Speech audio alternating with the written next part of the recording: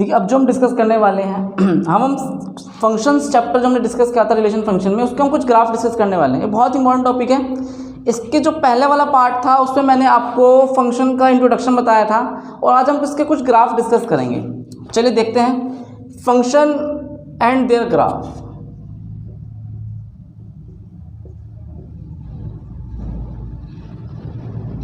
ये जो वीडियो है आपका फंक्शन का इंट्रोडक्शन का पार्ट 2, इसका फर्स्ट वाला पार्ट ज़रूर देखना इस वीडियो से पहले, जो मैंने फंक्शन की डेफिनेशंस को एक्सप्लेन किया था, फंक्शन होता क्या है। आज हम इसके हम ग्राफ की बात करने वाले हैं। देखिए पहला ग्राफ बेटा कौन सा है, आइडेंटिटी फंक्शन। आइडेंटिटी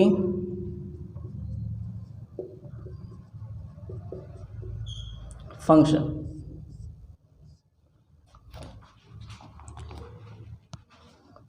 देखिए identity function F, function from R to R, real to real by F X is equal to X for each और कॉमा एक्स बिलोंग करता है रियल नंबर। देखो आइडेंटिटी फंक्शन कहना क्या चाहता है, पहले फील करते हैं कॉन्सेप्ट क्या है यहाँ पर। आइडेंटिटी फंक्शन यहाँ पर कहता है अगर मैं x की वैल्यू रख दूँ, कुछ भी वैल्यू रख दूँ और मेरा आंसर भी वही आ जाए, it is called identity function. जैसे आपने फंक्शन की x का 1 रखा तो आंसर भी 1 ही आया। चेक कर लो, x की जगह 1 रखा तो f की वैल्यू 1 आ गई। आपने 0.5 रखा x की जगह तो भी 0.5 आया। आपने -2.5 रखा तो बेटा -2.5 ही आ गया। आपने 3.333 कुछ भी रख दिया तो क्या आ गया, 3.33 आ जाएगा। बार बार आप एग्जैक्ट कोई भी वैल्यू रख दो इस x की जगह, देयर एफ एक्स की वैल्यू वही आ जाएगी। It is called identity function. तो ये वो फंक्शन है जहाँ पर फंक्शन एफ एक्स की वैल्यू रखने पर सेम वैल्यू हमें मिलता है। It is called identity function. अब कहता है ग्राफ, इसे ग्राफ पे कैसे शो कर सकते हैं, फील करना, ध्यान देना।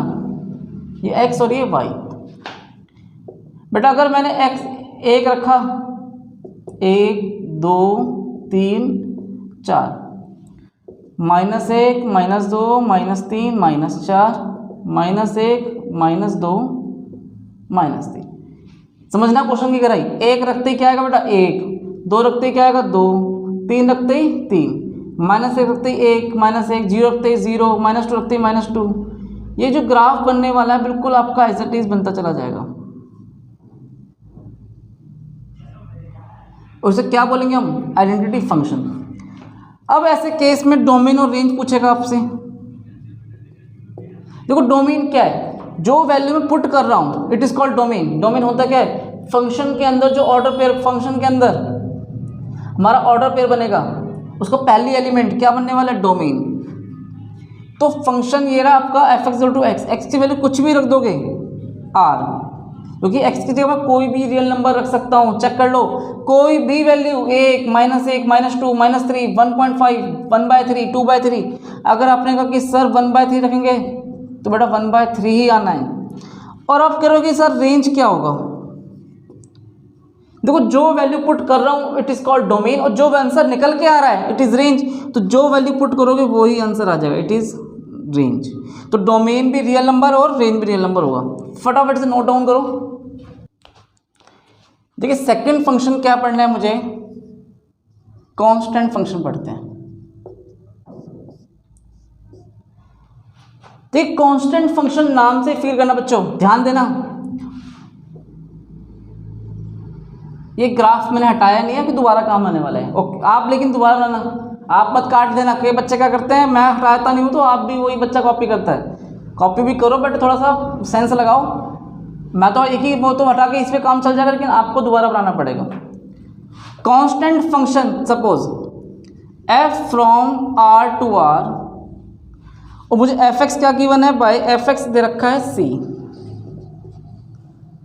और x belongs to r। Feel करना, कांस्टेंट का मतलब क्या है कि x की जगह मैं कुछ भी रख दूं, x की जगह मैं कुछ भी रख दूं, देयरफॉर आंसर क्या आना चाहिए, c आएगा, कांस्टेंट वैल्यू आएगी। सपोज मैंने यहां से यहां तक को बेटा कांस्टेंट मान लिया, c मान लिया। फील करना, 1 रखा तब भी 2 आ रहा है, 2 रखा तब भी 2 आ रहा है, 1.5 रखा तब भी 2 आ रहा है, 4 रखा तब भी 2 आ रहा है, -2 रखा तब भी 2 आ रहा है, -3 रखा तब भी 2 आ रहा है। Therefore it is a constant function. कुछ भी वैल्यू पुट कर दो, r की जगह x की जगह मैं कुछ भी रख दूं, देयरफॉर आंसर क्या आएगा? कांस्टेंट। आपने कहा कि सर 1 रख दोगे तो बेटा तब भी c आएगा कांस्टेंट, 2 रख दोगे तब भी c as a like constant number, कुछ भी जैसे fx दे रखा 2 आएगा। 5 पुट कर दो बेटा तब भी 2 ही आने वाला है, अगर आप 500 पुट कर दो तब भी 2 ही आने वाला है। It is called constant function. और कांस्टेंट फंक्शन के अंदर डोमेन क्या होगा? देखो डोमेन होता है क्या? जो वैल्यू में पुट करने वाला हूं, कहां पर? फंक्शन में। बिल्कुल सही है, बोला करो मेरे पीछे पीछे। डोमेन क्या होता है दोबारा बताओ? डोमेन क्या है? जो वैल्यू में फंक्शन में पुट करने वाला हूं, इट इज कॉल्ड डोमेन। क्या पुट कर सकते हैं डोमेन बेटा? Real number. कुछ भी रियल नंबर उठा के रख दो, इट इज कॉल्ड डोमेन। अब रेंज क्या आएगा?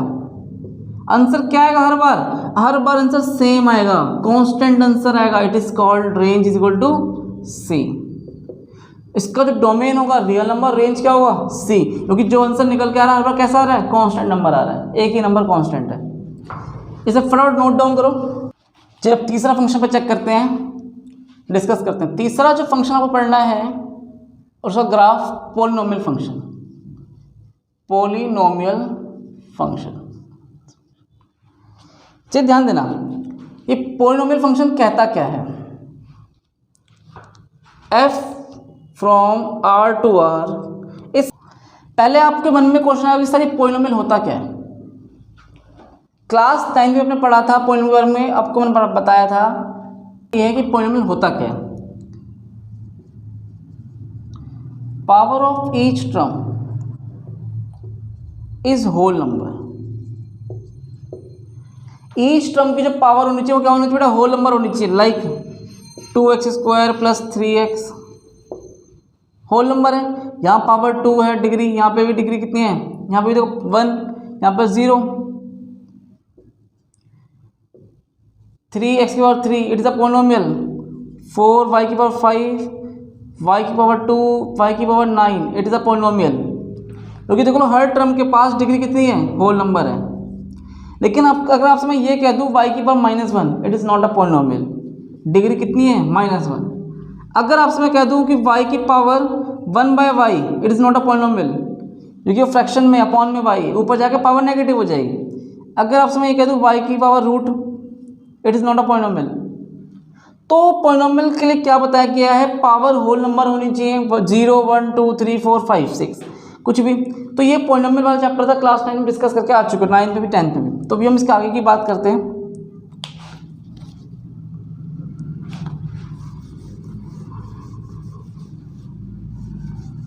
और अगर तभी किसी को डाउट रह जाए तो पॉलिनोमियल वाला चैप्टर की वीडियो जरूर देख लेना, कोई डाउट नहीं रहेगा।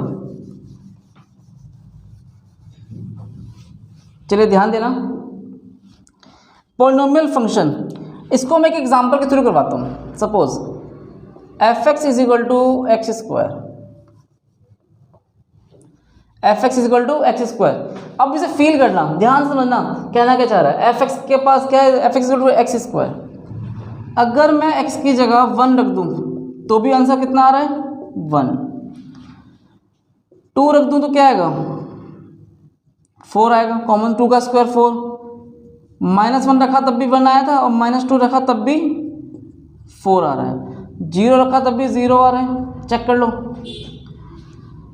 देखो 1 रखा तो 1 आया, 2 रखा तो 4 आया, 3 रखा तो 9 आएगा। कहीं ना कहीं आपका ग्राफ इस तरह से चलता रहेगा। 4 रखोगे 16 आएगा और ऊपर जाएगा, 5 रखोगे 25 आएगा और ऊपर जाएगा, 6 रखोगे 36 आएगा और ऊपर जाएगा।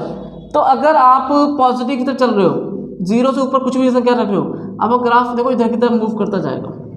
1.5 रखोगे तो क्या आएगा? 15 का स्क्वायर 2.25, देर इसका ग्राफ भी यहीं कहीं होगा। और अगर आप नेगेटिव में रखते हो तो -1 रखा तब भी 1 आया, -2 रखा तब भी 4 आया, और आपका ये भी ऐसे ही, क्योंकि नेगेटिव रखने के बाद भी वैल्यू क्या बन जाती है? पॉजिटिव। चेक कर लो, आपने -3 भी रख दोगे ना तब भी 9 आएगा, और 3 रखते भी 9 ही आ रहा था। क्यों? स्क्वायर है इस जगह, इसलिए। तो -1 रखा तब भी 1 आया, -2 रखा तब भी 4 आया, और -3 रखा तब भी 9 आया, और -4 रखते ही -9 नहीं आया। क्या आया बेटा? -3 रखते ही 9 आया, और -4 रखते ही 16 आया, -5 रखते ही 25 आया। देयरफॉर तो इसका जो ग्राफ बनने वाला है इस तरीके से बनने वाला है। अगर हम इसके डोमेन की बात करें, चेक करो, डोमेन की जगह ऑल रियल नंबर, कुछ भी रियल नंबर हो सकता है। लेकिन अगर मैं इसके रेंज की बात करता हूँ तो रेंज में ऑल रियल नंबर नहीं आएगा, रियल नंबर तो आएगा ही आएगा, बट पॉजिटिव वाला आएगा। क्यों? किसी का भी स्क्वायर करने पे नेगेटिव वाला भी पॉजिटिव बन जाता है। आपने खुद फील किया, नेगेटिव का स्क्वायर करने में क्या समझा था? पॉजिटिव बन जाता है। -3 का स्क्वायर 9, -2 का स्क्वायर 4, -1 का स्क्वायर 1। तो किसी भी नेगेटिव का स्क्वायर करने पे वो पॉजिटिव बन जाता है। Therefore range is equal to R+। एक एग्जांपल मैं आपको और देने वाला हूँ पॉलिनोमियल फंक्शन का, पहले आप नोट डाउन करो। एग्जांपल और लेंगे पॉलिनोमियल फंक्शन का, f(x) = x⁴। अभी जो मैंने आपको बताया वो क्या बताया था? x का स्क्वायर। क्या बताया था? x का स्क्वायर। अगर पावर 3 हो तो क्या होगा और ग्राफ कैसे बनेगा, फील करते हैं। एक बात बताओ बेटा, अगर 0 रखोगे तो क्या आएगा? 0। 1 रखते ही क्या आया? 1 की पावर 3 1, मतलब 1 रखते ही 1 आ रहा है। और 2 रखते ही क्या आएगा? 8। 2 रखते ही एकदम से वैल्यू हमारी बहुत ज़्यादा हाई हो जाएगी। और 3 रखते ही क्या हो जाएगा? 27। और 3 रखते ही वैल्यू यहाँ। तो आपका जो ग्राफ बनने वाला है कुछ इस तरीके से बनने वाला है। अभी तो कल हमने इतना ही देखा है, फील किया है। अब समझना और समझना, अगर आपने -1 रखा, -1 की पावर 3, -1 की पावर 3 क्या आएगा बेटा? -1। चेक कर लो, पावर कैसी है बेटा? ऑड, तो माइनस क्या आया? -1। और -2 रखते भी क्या आएगा बेटा? -8। और -3 रखते क्या आएगा? -27। अब एक बात फील करो, मैं पॉजिटिव की वैल्यू रख रहा हूँ तो आंसर पॉजिटिव में आ रहा है, और नेगेटिव की वैल्यू रख रहा हूँ तो आंसर नेगेटिव में आ रहा है। आप कुछ भी रख के देख लो, -1/3 तो -1/27 ही आएगा, पॉइंट आंसर नेगेटिव में आने वाला है। तो कोई भी रियल नंबर रखने पे, क्या बताया मैंने आपको? माइनस रखने पे नेगेटिव, तो नेगेटिव की वैल्यू रखने पे आंसर किस फॉर्म में आ रहा है बेटा? नेगेटिव की तरफ जा रहा है। तो इसका जो डोमेन होगा ऑल रियल नंबर, कुछ भी रख दो, पॉजिटिव चाहे नेगेटिव, और जो आंसर रेंज आएगा वो भी कैसा? कोई रियल नंबर में ही होगा। पॉजिटिव रखते हैं तो पॉजिटिव की फॉर्म में आता है, नेगेटिव रखते हैं तो नेगेटिव की फॉर्म में आता है। तो फटाफट से नोट डाउन करो। किसी को डाउट यहाँ तक? कोई समस्या? क्या पढ़ा अभी तक हमने बेटा? पॉलिनोमियल फंक्शन पढ़ा है। तो ये कई छोटे छोटे फंक्शंस हैं, आपको जो फंक्शन जब इस टॉपिक में पढ़ना है, डिस्कस करना है। तो ये बहुत इंपॉर्टेंट टॉपिक था। सर ग्राफ आपको ड्रॉ करना आना चाहिए, एग्जाम में इसकी बहुत इंपॉर्टेंस है, और अभी भी और आगे भी जाके 12th के बाद जेईई मेंस में, एडवांस में भी। तो ये फील के साथ पढ़ो कि चल क्या रहा है, ये हो क्या रहा है इस जगह। तो किसी को डाउट यहाँ तक? इसे फटाफट कॉपी करो। एक फंक्शन और डिस्कस करते हैं, function, fourth function, rational function.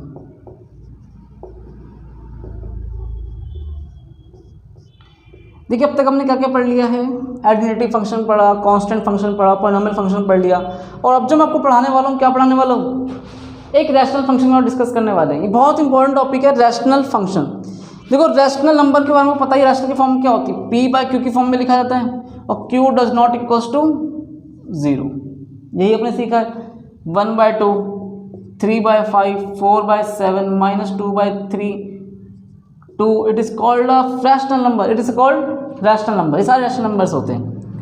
तो रैशनल फंक्शन, सपोज मैं एक फंक्शन लेता हूँ 1/x, क्या लेता हूँ? 1/x। अभी फील करना, अभी समझना, कुछ नहीं कर रही। आपने बेटा 0 पुट कर दिया, P/Q की फॉर्म में है इस जगह, और Q डज नॉट इक्वल्स 0। क्या लिखा है? Q does not equals 0। आपने कहा कि सर 0 रख दो, तो 1/0। क्या ये पॉसिबल है क्या? चेक करो, Q तो 0 के इक्वल हो ही नहीं सकता, लेकिन यहाँ पे क्या रख दिया आपने? 0। ये तो पॉसिबल ही नहीं है, मतलब आप 0 पुट नहीं कर सकते। तो जो आपका फंक्शन था, फंक्शन क्या गिवन है आपके पास? R-0। आप कोई भी रियल नंबर पुट कर दो, बट 0 पुट नहीं कर सकते। तो R-0 टेंस टू R, तो आपको ये पुट करने की जरूरत नहीं है। ये बात इसलिए मैंने यहाँ पे लिखी रहने दी थी ताकि वो फील करवा सकूँ। तो आपने 0 पुट किया हो तो क्या देगा 1/0, लेकिन क्यू 0 के इक्वल कभी भी नहीं हो सकता है। इसमें क्या होता है r-0, कुछ भी छोड़ दो, 0 के अलावा कुछ भी पुट कर दो 1, तो 1 ही आएगा। 2 रखा 1/2 मतलब 0.5, 3 रखो 1/3 तो 0.33। आप फील करना क्या चल क्या रहा है, 1 रखा तो 1 आ रहा है, 2 रखा तो कितना आया 0.5, देखो 2 रखते ही 0.5 यहाँ पर आ रहा है, 3 रखते ही 3.33 बिल्कुल छोटा, 4 रखते ही क्या आ जाएगा 0.25, इस तरीके से। और आपको जो ग्राफ बनता जाएगा बिल्कुल ऐसे बनता हुआ चला जाएगा। और अगर मैं 1 से इधर कुछ भी वैल्यू रखता हूँ, सपोज चेक करना 1/2, 1 से छोटा तो 1/1/2 ऊपर जाकर 2 बन जाएगा, तो 1 से छोटा रखते ही 2 आ रहा है। आपने कहा कि सर 1/4, बिल्कुल सही है 4 आ रहा है, तो इतना छोटा रखते ही क्या आ रहा है 4 आ रहा है। तो ये वाला ग्राफ ऐसे बन जाएगा। कोई डाउट मन में?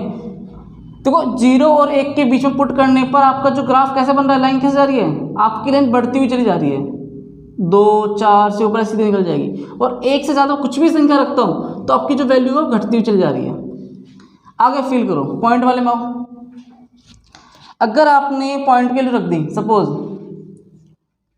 -1 रखा तो 1/-1 -1, ठीक है जी। -2 रखा तो 1/-2 -2। और आपकी वैल्यू कैसे बनने वाली है, देखो माइनस क्या रखा, सॉरी 1/2 -0.5, -1 रखा तो -1 ही आ रहा है, और -2 रखते क्या आ रहा है 0.5, इस तरीके से। और इसकी ग्राफ की जो वैल्यू बनेगी वो इस तरीके से बनती हुई चली जाएगी। सपोज मैं बताता हूँ कैसे, चेक करना। -3 रखा तो 1/-3 मतलब 0.033 माइनस में, तो 3 रखते क्या आ रहा है 1 से छोटा, 4 रखते और 1 से छोटा आएगा। और अगर आपने 1 से बड़ी संख्या रख दी कोई सी, इधर कितनी वैल्यू थी, यहाँ की बीच के रखिए, 0 और -1 के बीच की वैल्यू पुट करिए, -1/2 तो 1/-1/2 हो जाएगा -2 इस जगह। अब आप कहोगे सर डोमेन क्या होने वाला है इसका, डोमेन तो ऑल रियल नंबर, लेकिन एक्सेप्ट 0, कुछ भी पुट कर दो लेकिन 0 को छोड़कर। रेंज क्या आएगा इसका,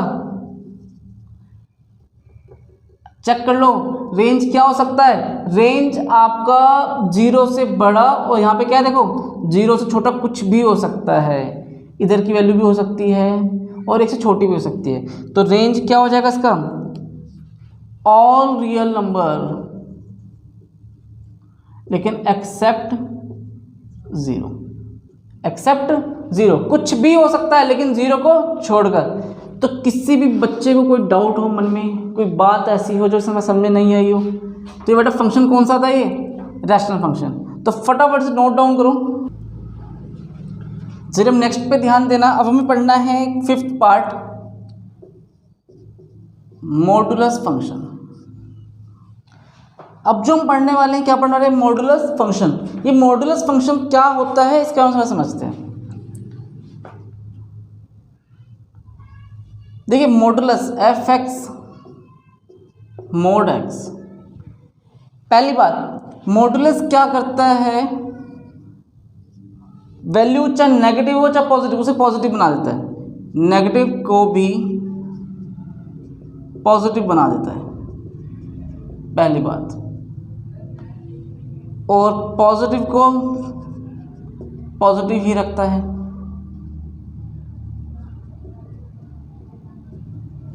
थोड़ा मैं हिंदी में लिख रहा हूँ आप सबके बेनिफिट के लिए, ताकि आपको फील रहे कि मैं पढ़ना क्या है, हिंदी में याद रहे आपको। जैसे f(x) आपने x की जगह 1 रख दिया, तो mod 1 क्या आएगा 1। और अगर आपने -1 रखा तो mod -1 अभी भी क्या आ जाएगा 1 आ जाएगा। मतलब नेगेटिव तो था ही वो, दो इसे लिखते कैसे, इस तरीके से नेगेटिव वाले को एक नेगेटिव खुद दे देता है, तो माइनस तो खुद दे दिया और माइनस था ही वो, तो प्लस बन जाता है। अगर -2 है तो क्या है बेटा, माइनस एक खुद दे देगा और -2 है इसके पास तो 2 बन जाएगा। मतलब क्या है कि जो नेगेटिव की वैल्यू होगी वो भी कैसी बन जाएगी, पॉजिटिव बन जाएगी, और जो पॉजिटिव की है वो पॉजिटिव रहने वाली है। तो मॉडुलस फंक्शन में कोई भी वैल्यू आपकी नेगेटिव नहीं रहेगी और सारी की सारी वैल्यू क्या बन जाएगी, पॉजिटिव। अब इसे ब्रेक करते हैं, तोड़ते हैं इस जगह। देखो मैं इसको इस तरह से ब्रेक कर रहा हूँ, एक्स और यहाँ लिखेंगे माइनस एक्स। एक्स कब होगा, चेक करते हैं, जब x more than equal 0। Feel करना, अगर एक्स की वैल्यू 0 या एक्स 0 से ज़्यादा है तो एफ एक्स क्या होगा बेटा, एक्स। और माइनस कब होगा, जब एक्स की वैल्यू 0 से छोटी हो, लाइक -1, -2, -3, -4, -5, -6 कुछ भी हो सकता है। तो हमने इसे ब्रेक कर दिया दो भागों में, एक तो 0 से ज़्यादा और 0 से कम। अब फील करना, क्वेश्चन को समझना। इसका ग्राफ की तरफ चलते हैं। अगर देखो, अगर आप 1 रखते हो तो क्या आता है, 1 आया, 2 रखते ही 2, 3 रखते ही 3, 4 रखते ही 4। कोई डाउट मन में, ये ऐसे चला जाएगा। और अगर आप बेटा -1 रखोगे तब भी कैसा आएगा, 1, -2 तक कैसा आएगा, 2। तो आपका ग्राफ इस तरह से ही बन जाएगा। तो यहाँ का हम अगर डोमेन देखें, ऑल रियल नंबर, डोमेन तो रियल नंबर हो सकता है, लेकिन जो रेंज की बात कर रहे हैं हम, रेंज क्या होगा, रियल नंबर तो होगा लेकिन पॉजिटिव वाले। क्यों, यहाँ पर नेगेटिव नहीं आ सकता है, कोई भी वैल्यू कैसी बन जाएगी, ऑलरेडी पॉजिटिव। कैसे बनने वाली है, पॉजिटिव। आप फील करो, ये भी पॉजिटिव से जा रहा है और ये वाला लाइन भी कैसे जा रहा है, पॉजिटिव से जा रहा है। तो किसी को कोई डाउट है इसमें, चलो फटाफट से नोट कॉपी करो। अब जो हम स्टार्ट करने वाले हैं, क्या पढ़ना है, next function, signum function. Book पे ध्यान दो, ठीक है। सिग्नम फंक्शन क्या है और क्या कहता है वो फील करते हैं, समझते हैं। तो हमें क्या पढ़ना है, अब हम सिग्नम फंक्शन। देखिए होता किस तरह फॉर्म में, F X is equal to modulus X upon में X, comma X does not equals to 0। X जो होगा 0 इक्वल नहीं होगा। देखो अभी मैंने मॉडुलस एक्स को ब्रेक करना सिखाया आपको, क्या ब्रेक करना सिखाया है, दोबारा फील करते हैं। मॉडुलस एक्स की जगह हम एक्स लिखेंगे कब, जब एक्स मोर देन 0 होगा। फील करो क्यों, अगर एक्स की वैल्यू 0 से ज़्यादा है, 1, 2, 3, 4, -1.5, 3.5, 4.5, 6, 7, 8 इनफाइनाइट तक पॉजिटिव वैल्यू रहे, तो मॉडुलस एक्स की वैल्यू क्या मतलब क्या है, एक्स है। कोई डाउट मन में, क्योंकि पॉजिटिव को पॉजिटिव ही बना देता है ये, इसमें तो कोई चेंज ही नहीं है। तो मॉडुलस एक्स को क्या लिख सकते हैं, एक्स लिखेंगे, और कट के क्या आ जाएगा बेटा यहाँ पर, 1।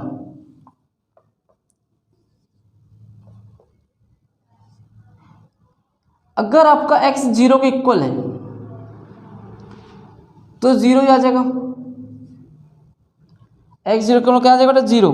इफ x 0 पे 0, लेकिन अगर x 0 से छोटा है, ये वैल्यू है, चेक कर लो, -1, -2, तो ऊपर क्या आएगा, मॉडुलस एक्स की जगह -x आ जाएगा, अपॉन में x, -1। तो यहाँ पर 3 वैल्यू आई है, 1, 2 और 3। अगर आप -1 रखोगे तब भी वो पॉजिटिव बना देगा, लेकिन अंदर क्या है, -1, -2, -3, -4। तो मॉडुलस एक्स को मैंने कैसे ब्रेक किया, -x कब लिखा, जब x 0 से छोटा है। आगे ध्यान देना, अब ग्राफ की तरफ चलते हैं। ग्राफ को फिर हम समझना, अगर x 0 से बड़ा है, ध्यान दो इस पे, बहुत इंपॉर्टेंट बात है, x 0 से बड़ा है तो क्या होगा, x 0 से बड़ा है, आपका आंसर क्या रहा बेटा, 1 आ रहा है। 0 से बड़ा कुछ भी हो सकता है, ध्यान देना। और अगर 0 पे क्या आने वाला है, 0 ही आने वाला है। और अगर आपका देखो x 0 से छोटा है तो वैल्यू क्या आ रही है, -1।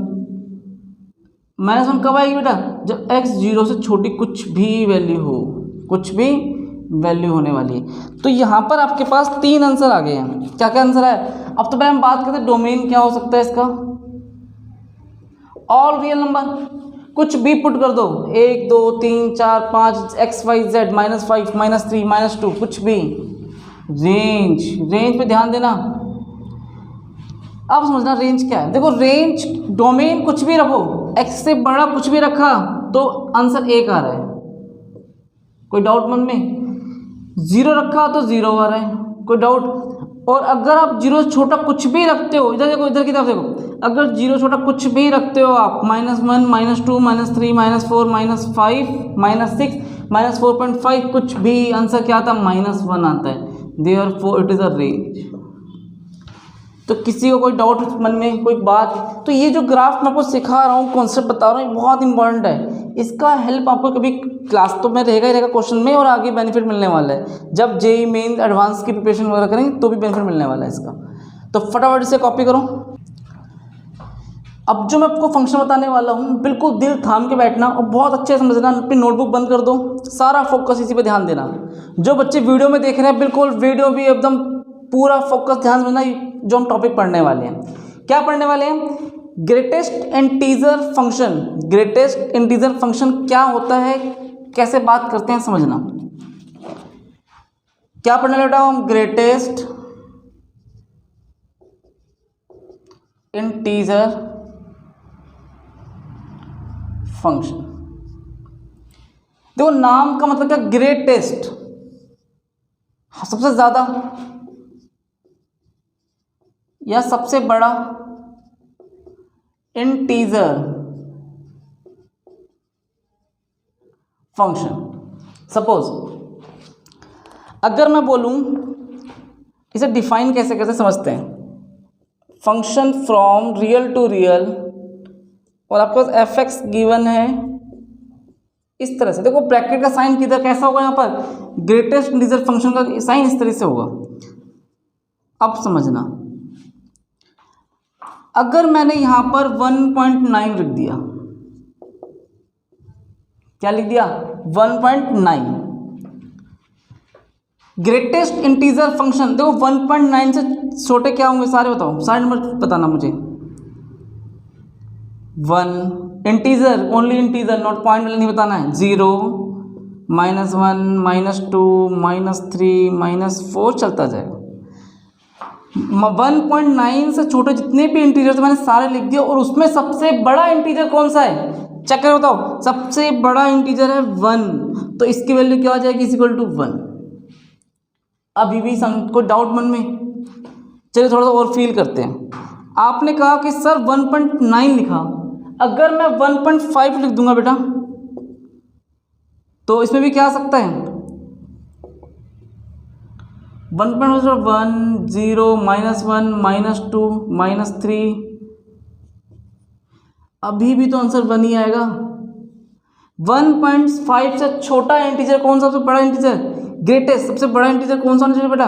1। इसमें क्या आ रहा है आंसर? 1।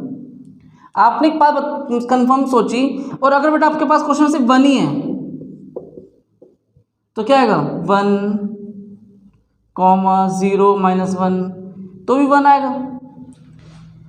अगर आप 1 से लेके 9.999999 तक लिखते हो, अगर 1 से लेके 9.99, देखो ग्राफ पे ध्यान देना। 1 से लेके क्या लिख रहे हो आप? 9.9 से लेके आप 1 तक कुछ भी लिखते हो, आपका आंसर क्या आता है? 1। और अगर आप 2 से 3 के बीच में बात करते हो, 2 और 3, तो आंसर क्या आएगा बेटा? ग्रेटेस्ट इंटीजर क्या हो जाएगा? 2। चेक करना कैसे? 2.99999 क्या आएगा बेटा? तो इससे छोटे इंटीजर्स 2 1 0 -1 चलता जाएगा, तो ग्रेटेस्ट इंटीजर क्या है? 2। अगर 2.5 भी होता तब भी 2 ही होगा, चेक कर लो। अगर 2.75 होगा तब भी आंसर क्या आएगा? 2, क्योंकि इससे छोटे जितने भी इंटीजर ले दो, उसमें सबसे बड़ा कौन सा होने वाला है? 2 होने वाला है, तो आंसर क्या आएगा? 2। अगर हम 3 और 4 की बात करते हैं, तो क्या आंसर आएगा बेटा आपका? 3। 4 और 5 के बीच में क्या आंसर आएगा? 4। इसमें नेगेटिव में चलते हैं। अब एक नेगेटिव पर समझते हैं, ध्यान देना। अगर मैं इन दोनों के बीच की बात करता हूँ, सपोज आपने कहा सर -1.99 ले लो, ठीक है जी। लेस देन और इक्वल टू, ध्यान देना। -1.9 छोटे कितने इंटीजर? लेस देन और इक्वल टू, इसे छोटा इंटीजर कौन सा होगा? -2 -3 -4 -5 डॉट डॉट चलता जाएगा ऐसे, -6 -7। आपने कहा कि आपने देखो बात करी इन दोनों के बीच की बात करी, -1.9 लेस देन और इक्वल टू, मतलब समझना क्या है यहाँ पर, लेस देन और equal to X, less than और इक्वल टू एक्स। एक सेकेंड, वहाँ आपको दिखाई नहीं देगा वीडियो में, तो मैं इससे यहाँ लिखता हूँ। कहाँ लिखना चाहूँगा बेटा, इसके बाद देखो यहाँ लिख देता हूँ, लेस देन और इक्वल टू एक्स। फील करना, मैंने यहाँ लिख दिया लेस देन और इक्वल टू एक्स, तो -1.99 से छोटा इंटीजर जितने भी सारे लिख दिए, लेस देन और इक्वल टू एक्स। इससे छोटे जितने भी इंटीजर्स थे, -2 -3 -4 -5 -6 -7 चलता जाएगा। इसमें सबसे बड़ा इंटीजर कौन सा है, चेक कर लो, -2। तो आपके इन दोनों के बीच की वैल्यू कुछ भी होगी तो क्या आंसर आएगा बेटा, -2।